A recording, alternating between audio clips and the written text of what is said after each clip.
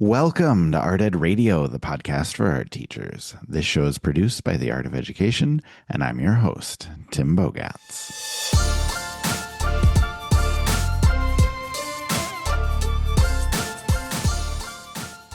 Welcome, everyone, to the July Mailbag. Welcome to the month of July. We're just getting started.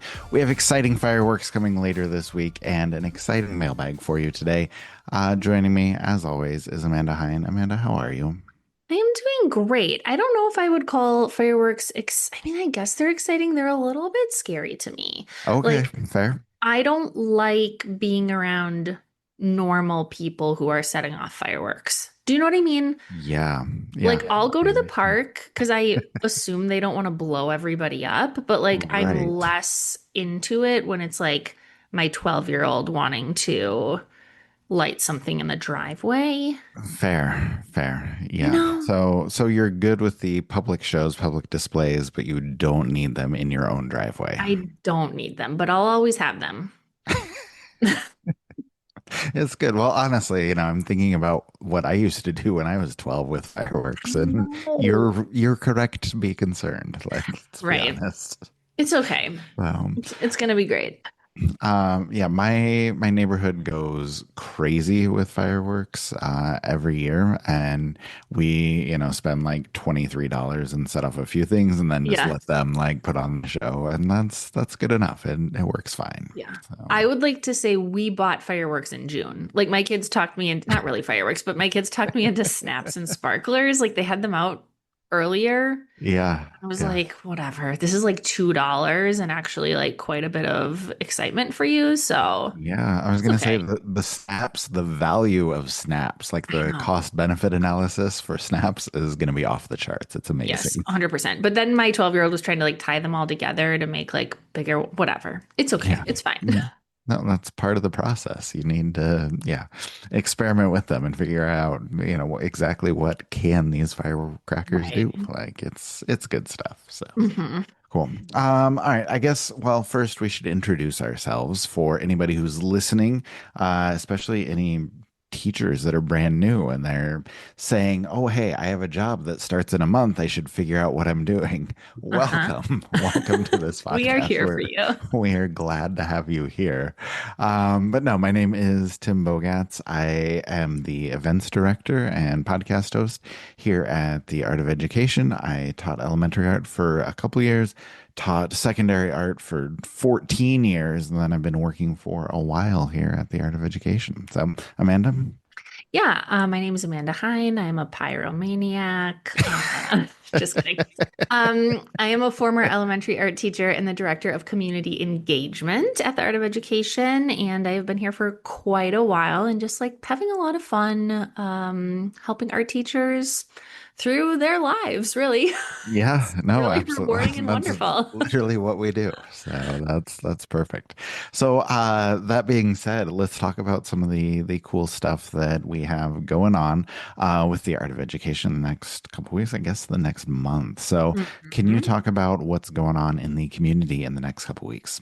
I sure can. If you are not part of the Art of Ed community, please join us. You can go to community.theartofeducation.edu or visit our website for a shiny new landing page where you can join us. Either The one landing works. page does look beautiful. So It, whoever is listening, if you've not been to the artofeducation.edu, like it's been revamped. It looks spectacular. So it go does. check it out. Shout out to the creative team. So the first exciting thing is that we have Art Club, which is our monthly event. It's online Ooh, and ooh, ooh, ooh. essentially, Wait, tell them who's hosting this oh, I one. was going to. It's me and Tim. So it's going to be great. We're going to do a little Art Ed Now preview for Art Club. So we are going to be doing some poster making for your classroom based on our featured presenter, who is Lisa Congdon. So we are very excited about that. That is July 10th at 6 p.m. Central Time. So be sure you go to the community. You can look on the left-hand side for upcoming events, and you can RSVP there and add it to your calendar. And then we also have Pop-Up Studio a few days later on July 14th. 14th, that is much more relaxed. And that is just a time and space for you to set aside time to make art for yourself. So we all just get together on Zoom and basically hang out and share what we're working on, what materials we're using, brainstorm if people have questions or need suggestions. It's a very fun time. So we would love to see you for both of those things. That is also 6 p.m. Central. So Art Club July 10th, Pop-Up Studio July 14th, RSVP in the community. Love it. That's awesome. Also, I want to put a quick plug in for the Art Ed Now conference. Yeah. As you just mentioned, Lisa Congdon, featured presenter. I went to Portland back last month Mhm. and interviewed her at her studio. It was an incredible interview. It's going to be an incredible featured presentation. So I think everybody's going to love her. But the Art Ed Now conference is 1 month away. So if you've not signed up for it yet, please do that. Again, that brand new website, theartofelucation.edu/now. You can find everything you need at the landing page there. We have the kickoff Friday night, the main event on Saturday, which will be August 1st, and then an after pass that has so much learning that you can access for an entire year.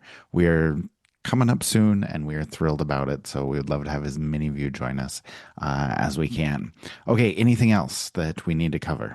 Okay, one more quick thing. Yes. We are doing mini masterpieces over on Yes. social. Yes. So at the Art of Ed, come see us on Instagram. It's all about watercolor this year, and it's a little daily drawing or painting, I guess I should say, and this a little daily Hmm. art making Perfect. challenge for you to just kind of keep up with the art making this summer. It's very fun. It's very collaborative. Super cool to see what everyone is doing. So head on over to Instagram and join us for that. Perfect. And then I believe you had one follow-up from I do last have month's a follow-up. mailbag. Okay. Hi, Mom, but also other people who emailed us. They were a little confused about my AI tip. So last month we talked all about AI and sort of like lessening the environmental impacts. And I said that if you type minus AI after a Google search, it will prevent it from bringing that AI summary up to the top. Now, Right. here's what you have to do. You actually have to type the minus sign, Not the not word the minus. word minus. And Got not it. like an M dash, like the minus sign, which is up by your plus and equal sign buttons. Okay. Yes. Minus sign, minus AI. Yeah, the Hopefully that's symbol, clear. the minus symbol. Yeah, Yeah. perfect. Okay, hopefully that's clear for people. So, all right. Any stories you want to share before we dive in? Well, I moved to my summer office, so I work from home, Yes. but in the Yes. summer, I work from an office, so I get to be like a corporate girly for a minute, which means I have to like put on real clothes because like other So it's people are like here. it's corporate girl summer. Is that what It's you're saying? corporate girl summer. That does not Yes. have any ring to It's it cold girl whatsoever. summer because there's a lot of air conditioning here. Okay. Um, there's like no gardens, there's no windows, there's just me in a small white box. So I'm just like wondering if anyone has any ideas. Like, I'm only going to be here for 8 weeks this summer. So, like, I haven't Okay. done a lot of decorating. I don't know. I always bring my Papasan chair because like I need to work from a blanket nest sometimes, no matter where I am.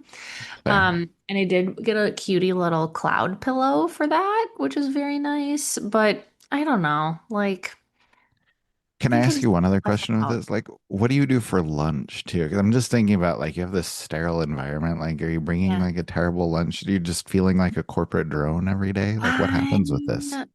Well, today I went out to lunch. Okay. I mean, that's one way to solve. That is fresh Yeah. air and There's different like food. there's like So, this new, well, it's not new. It's new to me. A forage kitchen, if you're lucky to have one. It's like all local ingredients of like grain bowls and like okay. if I Yeah. get one, then it will last me for 2 days. So like maybe I'll Okay. just eat 79 grain bowls. I don't know.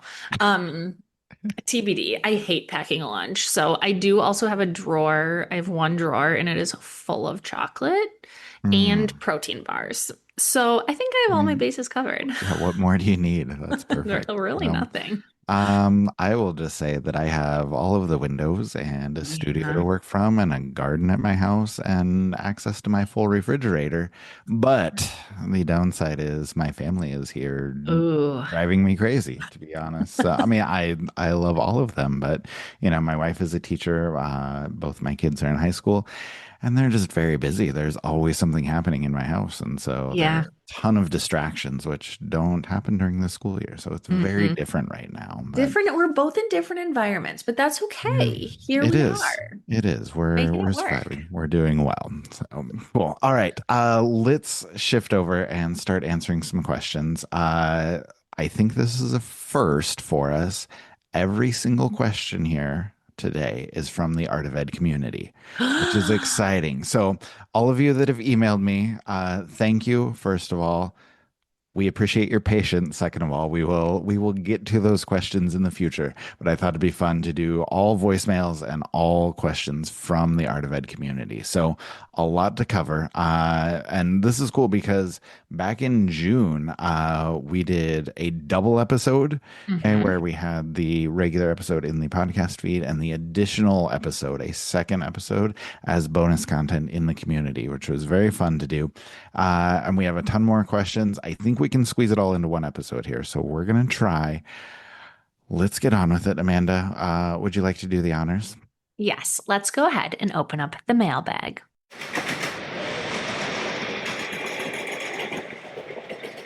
All right. The first question. This is a voicemail from Gretchen. Let's give it a listen.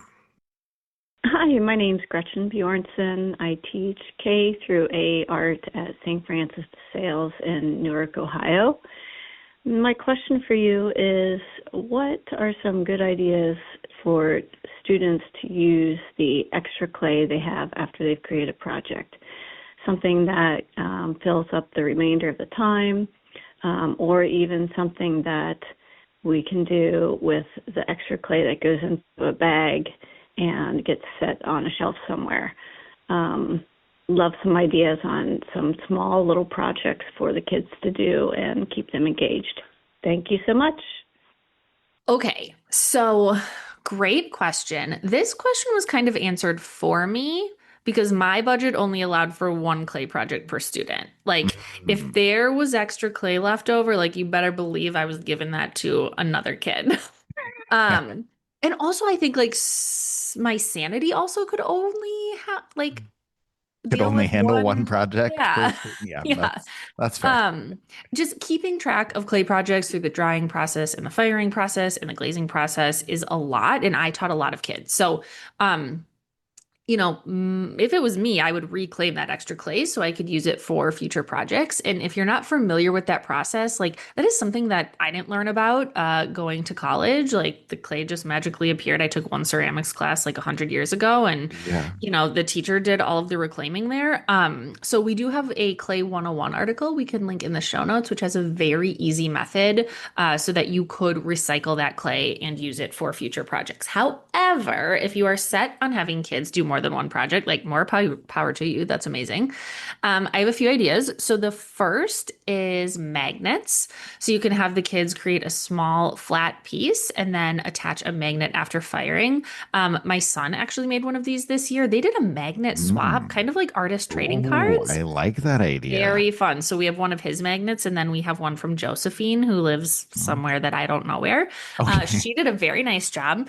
And we have her magnet on our fridge. So it's really fun too, because it's functional, but also like is a great gift for families and Yeah, for reminds sure. them of the art room. The second one would be pendants, right? So that you could have the kids create a small pendant that they could string on a cord to wear or give as a gift.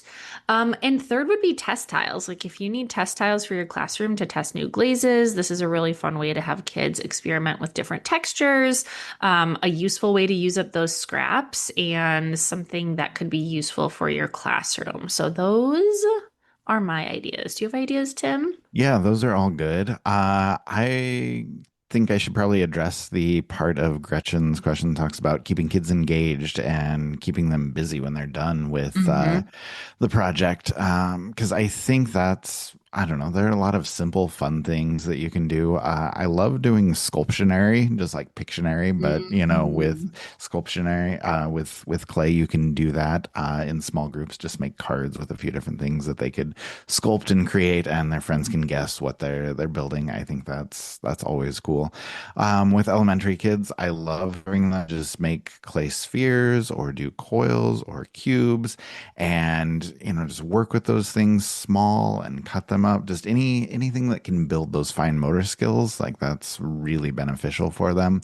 I love to give them prompts of fun things to build, like, hey, make your favorite food out of clay, make your favorite animal, combine three different creatures to make a new creature, like whatever it Mhm. could be. Just get creative, find some fun things that they can do with that, or honestly just give them some free time, like let them build whatever they would like, and just let them know, like, hey, we need the clay back when you're done. Like, you can build Mhm. whatever you want, we're going to reclaim it when you're done. And a lot of times kids are motivated enough or have some ideas of fun things that they want to try, and I think just opening that up for them can be really good. But yeah, I would definitely say reclaim that clay when you're done, so it can be reused.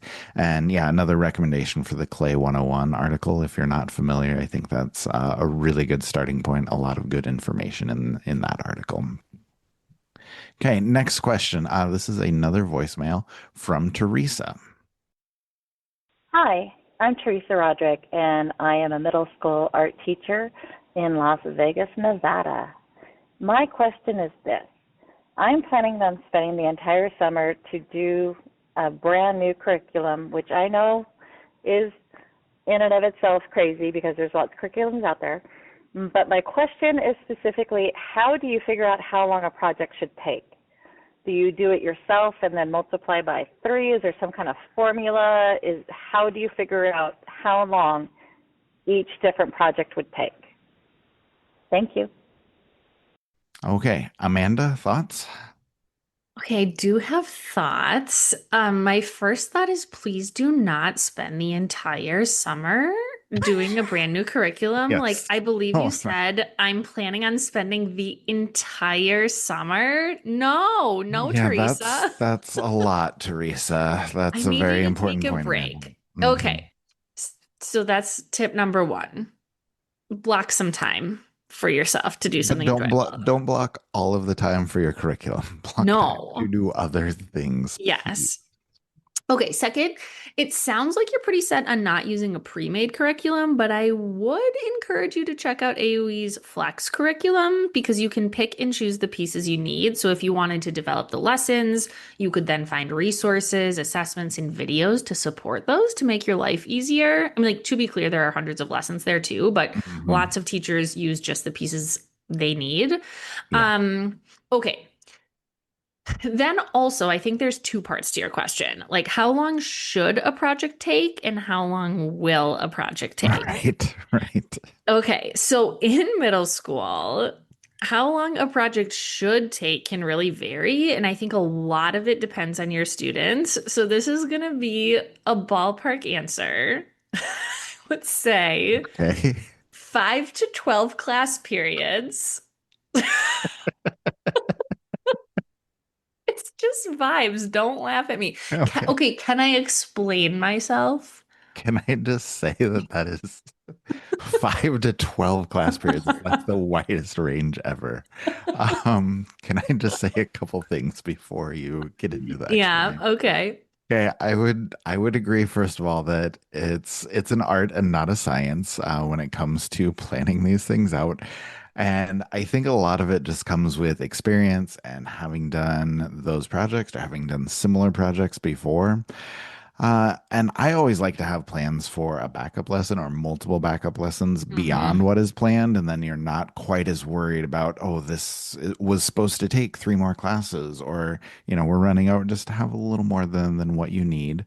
But if that feels like too much, you can just go with what you have put together and cross that bridge for extra things you need when you come to it. But okay, circling back to the 5 to 12. Okay, well, can I tell you why? Yes, please do. Because I feel like depending on how often okay, 5 to 12 class periods would be like 1 to 2.5 weeks if you see your kids every day. Yeah.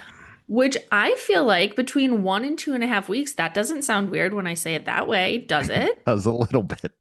It doesn't, because it also depends on like how messy it is, how much setup there is, how much teaching there is, right? How many steps there are. Like if you are working on one drawing for 12 class periods, like no, the kids are going to hate that. You're going to lose them. Right. But if Right. it's like a multi-step project, like you might need that amount of time. Okay, so to estimate how long a project will take, I kind of have a formula. Like I like to think about how many major concepts or techniques I have to teach and how long each step is likely to take. And then like maybe there's like some weird multiplier of like messiness, right? Or Yeah. how complicated the setup is. So, Okay. okay, So can you like talk us through an example? Like what would this look like? yes. Okay. Let's think about like paper mache masks. Okay. Okay. So I need to teach the kids how to make an armature for any like features on their mask. I need to teach them how to create a smooth coating over that with paper mache. I need to Hmm. teach them how to paint their mask and maybe like how to add embellishments, right? So that's Right. 4 to 5 class periods that I need to just teach. And then I need to think about how long each step of that is, right? So, like the intro to the project and building the base is probably 1 day. Paper mache Hmm. is probably 2 days to get like a really good coating. Paint is probably 1 to 2, excuse me, days. And then, like, maybe you're spending a day embellishing with, I don't know, feathers and beads and paint markers and And whatever. whatever's going on the mask. Yeah. Right. So like I'd probably set aside 6 to 7 class periods. And like you said, Tim, like building in extra time or extra extensions that kids could take if they need to is always a really smart idea. So some teachers will do that on a project basis and say like, okay, I'm going to tack on 1 extra day and kids who are done are going to, I don't know, write a story about their mask or like do a stop motion animation or whatever it is. And kids who need to finish are just going to finish and they're not going to get to that extension and that's okay. Other teachers like to build in like a catch up day, like a few times per quarter, and just say, like, hey, Hmm. whatever you're not done with, like, go ahead and finish it now. I'm partial to the former where I just tack on a day to the project because I don't like having to get all of the materials for all of the projects out on like a Yeah, generic that makes catch up sense. day. Yep. Yep. So, but one more plug for Flex. Every lesson does have the estimated time Good. right on the lesson. Is it more specific than 5 to 12 class periods? Yes. Okay, I'll let that go now. I will leave that alone. Okay, our third voicemail is from Emily. Hi, my name is Emily, and I'm an art teacher in Texas. I was calling to see if you have some great ideas for me to use with the first week of art class in August for all the kids. I teach elementary, and I'm interested to hear what your favorite ideas are for the first week of art class. Thanks. Okay, excellent question. I was gonna say we don't need to deal with this yet, but we do because there are some teachers that are going back at the end of July. So it's time to talk about the first week of school, unfortunately. But I will say that there's a great podcast episode when Cassie Stevens was hosting the Everyday Art Room podcast for us. She's got a great one on the first days of school, which is really, really popular. And she has a ton of great ideas there and talking through all the routines, how she starts everything. We'll link to that if you would like to check that out. But I would just say anything that you can do that lets the kids tell you about themselves. You know, Hmm. kids love to share about themselves. They love to talk about themselves. They love to tell you about themselves. So open that up for them. Give them the opportunity to do that, whether you're designing sketchbook covers with some of their favorite things in the world or doing name drawings that, you know, put their name out there, which a lot of teachers love to do to learn names, but then Hmm. also they can fill it in with, you know, some different images of things that they love. I really enjoy just doing simple artworks, like 1 day artworks that you can hang up right away. That allows kids to see their work up in the room or work up in the halls as soon as possible at the beginning of the year. Another great resource is an article by Abby Shukai called 5 Ways to Make Art on the First Day of School. A lot of good ideas there, a lot of good examples there. And then one other thing, Don Massey, always a great presenter at Art Ed Now. His presentation is all about collaborative artworks that you can do to start your school year. And so that presentation coming up in August is going to be a great one. He's always a great presenter, has all sorts of very, very cool ideas. So if you're coming to that, that could give you some other inspiration for different ideas for that first week of school. So, Amanda, thoughts from you? Yeah, like basically the same. I like to do some art making. I like to keep it so simple. So for Mhm. me, same vein as the ideas you just talked about. Like we always created portfolios. So I just had them take a 12 by 18 sheet of construction paper, fold it in half. The artworks didn't fit in there completely, but it kind of acted as just a little like place to catch that artwork for Yeah. each kid. Yep. I color coded by grade level, and then the kids designed with their name and class code. I would write it for kindergartners and first grade just to make sure it was, legible for those little friends. And then it was so easy. They just had to draw five of their favorite things on the front. We'd brainstorm categories as a group up on the board ahead of time. And then it was really great because I could circle the room and ask kids to tell me about their drawings. Like, I remember this one little girl, Gwendolyn. I was like, "Oh, I really like your dinosaur." And she looked at me dead in the eyes. She was like, "This is not a dinosaur. This is a pteranodon." And I was like, "Oh my gosh, I'm so sorry." Okay. Um, which, just like let me know a lot about her. Yeah, really, if you're learning a lot from that interaction. So it was so easy and so effective and so useful because then, week two, you start using those folders, and it's something they kind of like take ownership and pride out of. I also wanted to put a plug in for another resource we have. There's a excellent pro pack by Lindsay Moss called First Day Activities, which covers Yes, I everything. forgot about that Yeah, one. That it's one is like so good. everything from introducing expectations to prepping supplies to making art, like it's all there and it's really great. So if you have a pro subscription, absolutely check that out. Yeah, excellent. Hopefully that is enough resources to get you thinking, get you started, Emily. So, next question is from Suzanne Williamson, and this from a community discussion we were having, and she said, "I teach Art 1 in high school. Should I include digital art and AI in my curriculum so students are quote unquote future ready for jobs in college?" Okay, we also got a related voicemail. This is from Paige. Hi, Tim and Amanda. This is Paige Bacon with Wyoming Connections Academy. I have a question for you guys, kind of for the betterment of the group. Get some ideas maybe regarding teaching high school graphic design students to use AI ethically. Love to hear some great ideas, and I'm sure you guys have some. Thank you. Bye. Okay, we talked a bunch about this in last month, but probably in the last month's mailbag, but we probably have more to say. So, Amanda, what are your thoughts here? Yeah. Okay. This is so serendipitous because so my husband has a PhD in mechanical engineering, but in his graduate work, he did a ton of software engineering and he is a software developer. And he Okay. got together with his old professor and some people who used to work in the lab. They get together, like once a month or whatever. And his old advisor was saying that his son just graduated college with a computer science degree and might Mhm. have to go back to school immediately because he cannot find a job. And Wow. this is like a very, very smart 22-year-old guy Mhm. who 5 years ago would have had 25 Well, and job that's the thing. offers. Like we've gone the past decade, 2 decades, just thinking that's an automatic like career for you as soon as you graduate. Right. But with the advent of AI, like people aren't hiring as much because AI is doing a lot of coding. So, all Mm. that to say, yes, I think we need to teach students about how to understand responsible use of AI because, like, it is here and it is Mhm. radically reshaping the landscape of like what we are doing in real time, so much so that like a 4-year degree may be outdated by the time you get done, Yeah, which that is is just wild to think about. so scary.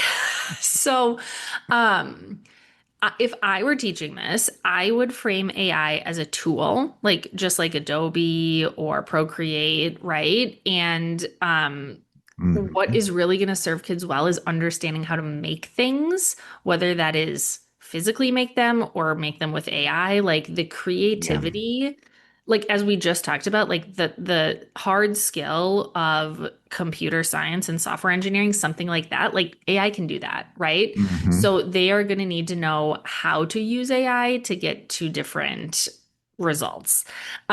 So I would help students also understand how it's trained so you can talk through limitations and biases. Like, I think a lot of people do not understand, like, AI is not thinking, it Right. is It's pulling up. regurgitating. Yeah, and it's pulling up the next most likely word based on a bunch of algorithms. Like, it's not even Hmm. regurgitating information, it's like regurgitating the words. Like when you autofill your texts, it's just doing that. Exactly. It's Yeah. just doing that. And so like there are some real limitations and some very real hallucinations.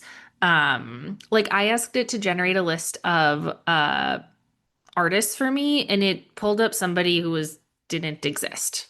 And it was like this person's art is about this and this and this. And like when I searched, like this person didn't exist. So I Yeah. think they really need to understand what they're dealing with.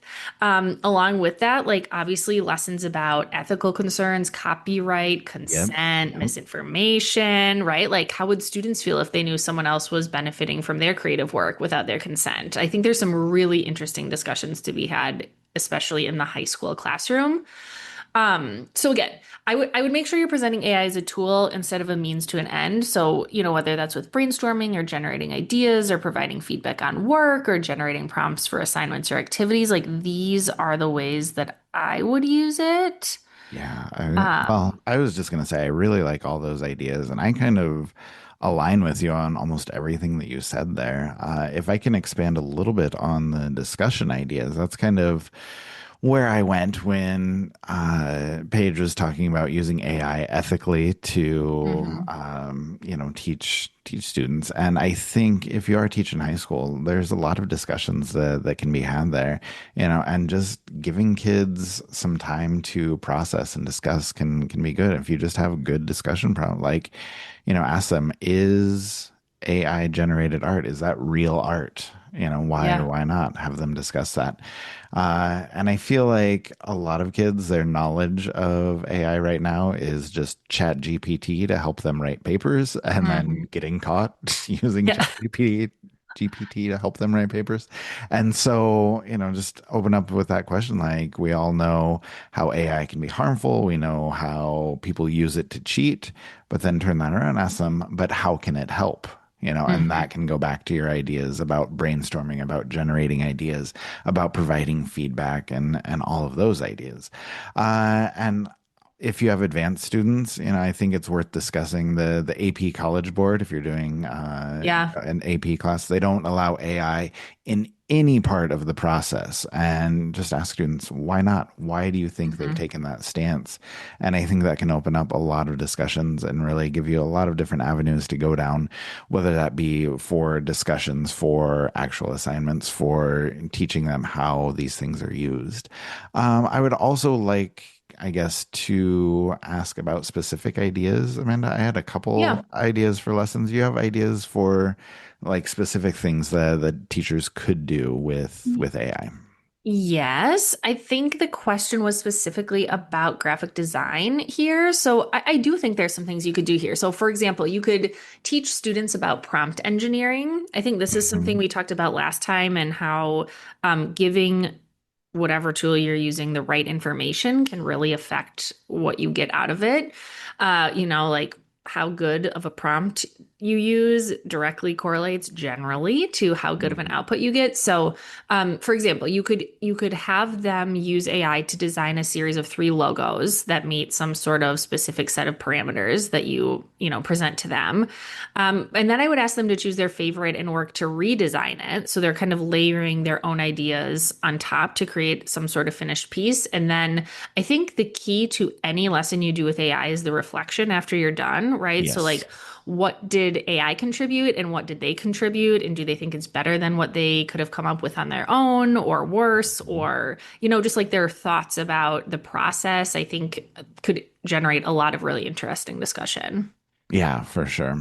Okay, I have a few ideas. First one is very similar to yours, which is sort of the prompt engineering.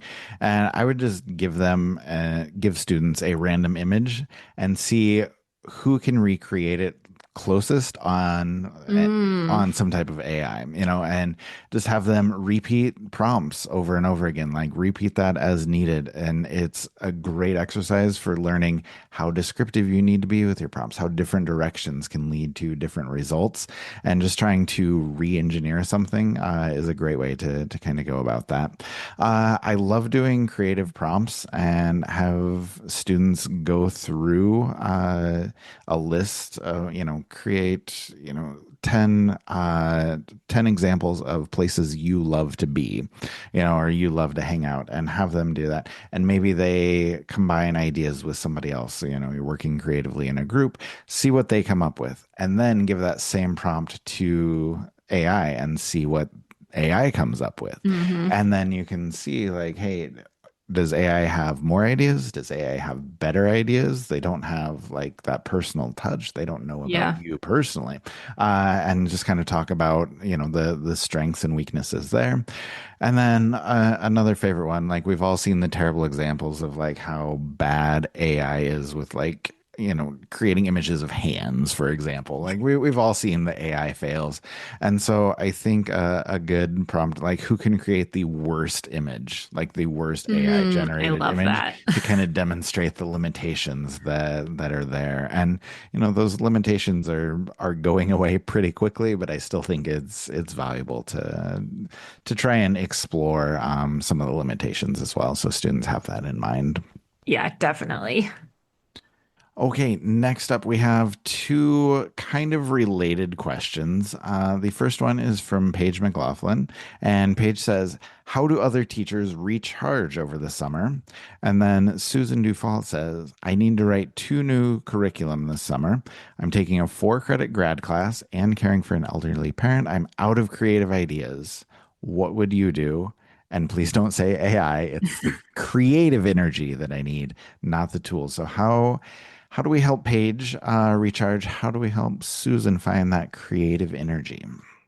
Oh, I mean, that is so much.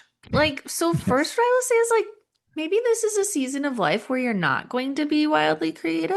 That's Fair, okay. fair. Like, you might just be getting through this summer, which is like fine.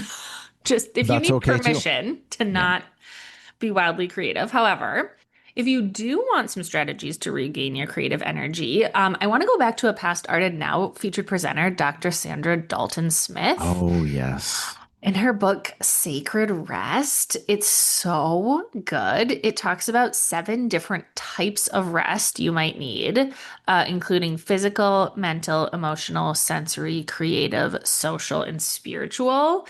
So a few that, kind of jump out. Are you physically tired and you need a nap or you need a massage, right? Are Hmm. you mentally tired and you need to disengage from certain people or maybe social media? Or like, are you emotionally tired and you need to spend time alone or you need to like start a journal or a sketchbook? But creative rest literally means taking a break from creative demands, which I think is really interesting. I think a lot of art teachers feel like we have to be constantly producing and creating. Hmm. That's actually Hmm. like very exhausting. And the advice from Dr. Dalton Smith here is very clear, which is like you need to take a break from the work. And you Hmm. need to engage in a creative activity, excuse me, that you actually enjoy. So like maybe you're trying something new, like weaving, and that's exciting to you. I actually just personally bought a bunch of batik supplies. Like I don't know when Oh, I'm okay. going to be batiking, but like I am excited about it. Yeah. But it could also be something else creative, like rearranging a room in your house or like cooking a new dish, right? Just giving your brain space to wander and experiment can really help with inspiration and motivation. So again, another plug for Pop-Up Studio in the Art of Ed Oh, community. yes. It's literally just a time to come and make art and do something creative for yourself. So I would say think about the specific way you are tired and how you might get a break from the demands in that area of your life.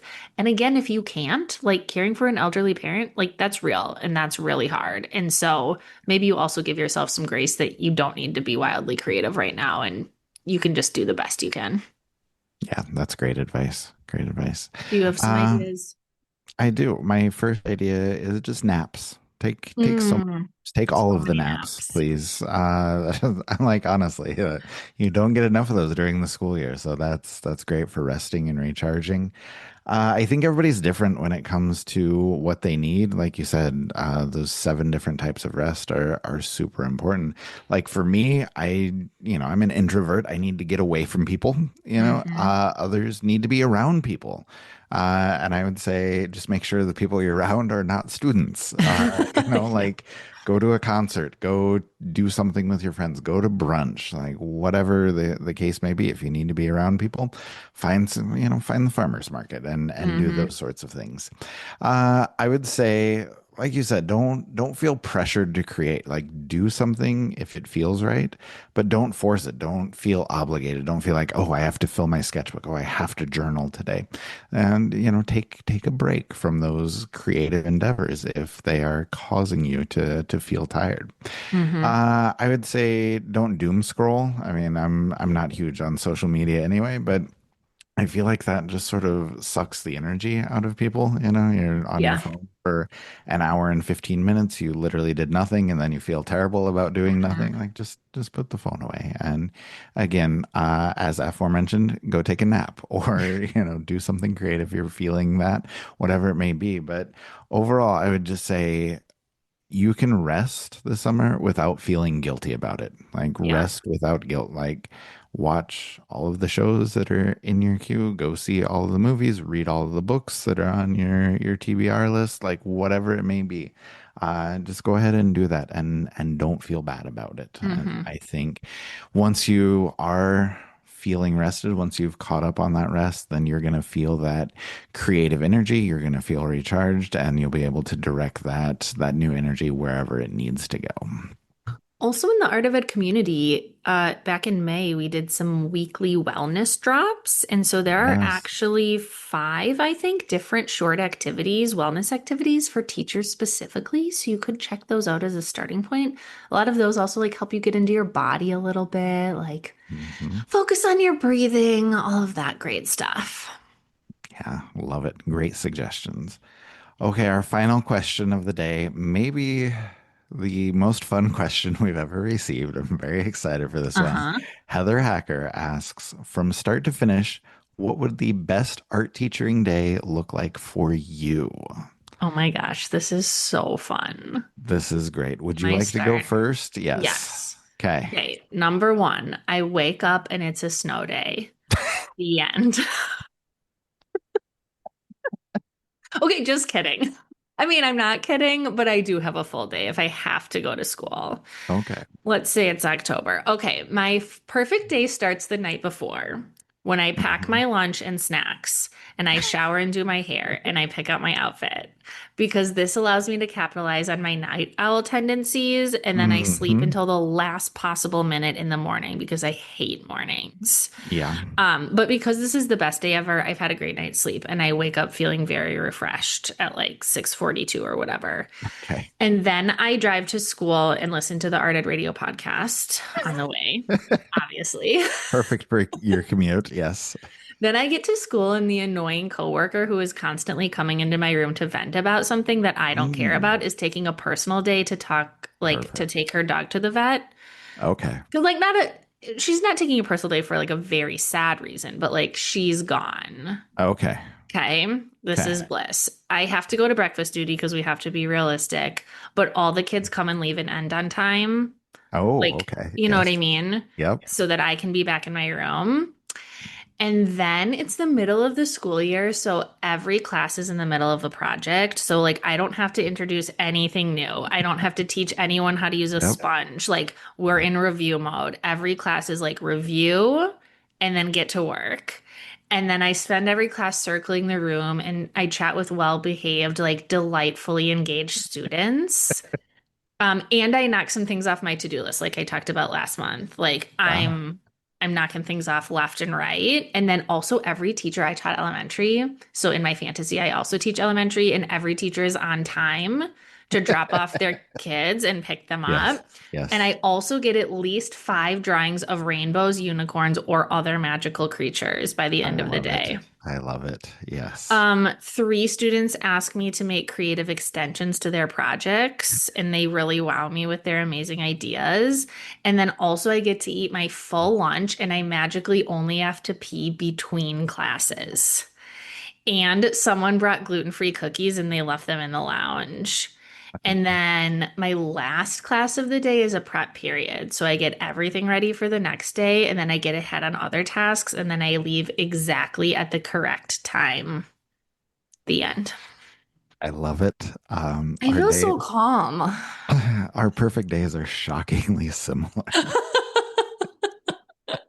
Okay, tell me So, about yours. well, I just want to say I'm curious about everybody else's perfect days to see if like are they right Yeah. along these lines because let me go through mine and you'll Okay. see like how many similarities we have. Okay, I come in just a little bit early so I'm not stressed on time. Yeah. There's nothing in my mailbox. There's nothing waiting for me, which is Nothing. beautiful. I go to the art room. My to-do list from yesterday is done because past me was looking out for me. Mm-hmm. Appreciate that. You had the annoying friend not being there. I have my good friends being there. So Okay. teacher friends stop in to say hi. We can just chat for a little bit before the school day starts. Maybe one of them brought me an iced tea. Like I would Okay. appreciate Yeah. that. Uh, and then again, a lot of emphasis on food. Kids bring in cookies or snacks that they're willing to share, and like they're the good kids who bring in like Yeah. clean snacks that you're willing to eat. Bean Um, snacks. so also in the room, it is a work day or a studio day, so I can sit and chat with students. I Yeah. can work along with them. We may do a little art history just so I can talk about my favorite artists. And when I do, students are respectful and they're responsive and they're curious and like they become part of the discussion. Pretty nice. Admin covers my duty so I can take an extra long lunch. I love that for Yeah, you. maybe even go out to lunch. Who knows? Who Oh my knows, gosh, right? the dream. Yeah. And then I come back from lunch. The kiln is cooled off enough to open it up. The firing is perfect. The glazes Hmm. are beautiful. That's one of my favorite things, is just Yeah, opening up me a great too. firing. And then I find out somehow that my students are being recognized for their work or they're winning a contest or Yeah. something like that that like makes them look good, makes the program look good. I enjoy getting that news. New supply order comes in, so I get to unbox and check out all the new things, but then the students put it away for me, so I don't have to. Yes. And then finally, I sneak out just a little bit early and nobody even notices. That's a really good ending. Yeah, I didn't even thank think you. to think sneak out early because I'm such a rule I was going to say follower. you're a rule follower, so you just snuck out right on time. I Oh love my that, like, gosh. going early doesn't even, like, It cross doesn't your even mind. register. Oh, So, that but looks so yes, fun. I would love to hear other people's perfect day. Yes. That's a great question from Heather, and I'd love to hear what other people have. So, if you want to send us a voicemail with your perfect day, Oh my gosh. we would love to hear it. So, We would absolutely love that. right, Amanda, that's all of our questions for the July mailbag. I think we can Great. go ahead and wrap it up. So, thank you as always for joining us. Any Fourth of July recommendations for people? Oh my gosh. Well, you are on summer break and you have extra time, so I think you should call and leave us a voicemail. I think that's my recommendation. Let us know what you That's need for perfect. August. That's perfect. I like that a lot. All right, Amanda, thank you so much. We will talk to you later. Bye. Thank you to Amanda, and thank you for joining us for another mailbag episode. And also, we appreciate all of the great questions. We covered a lot today, from clay project ideas and AI strategies to ideas for creative rest and telling the story of our perfect teaching days. There's a lot there today, but I hope it was helpful. I hope it was a fun episode for you to listen to. So whether you are relaxing or resetting this summer, whether you are already thinking about the fall or just trying to soak up some inspiration, I hope you enjoyed the episode, and I hope that you join us again. As always, we would love to hear from you, especially if you want to share your idea of the perfect art teaching day. Call in, leave a voicemail, or join us at the Art of Ed community to continue the conversation. Also, don't forget when you're in the community to RSVP for Art Club and the pop-up studio events, and check out all of the amazing resources that we mentioned. They are all in the show notes for you. Thank you again for listening.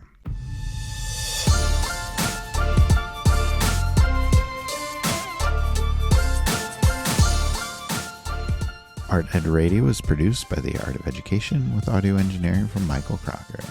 Please make sure to subscribe so we can join you again. And if you love the show, please jump over to Apple Podcasts, Spotify, or wherever you listen and give us a 5-star rating and maybe even leave us a review.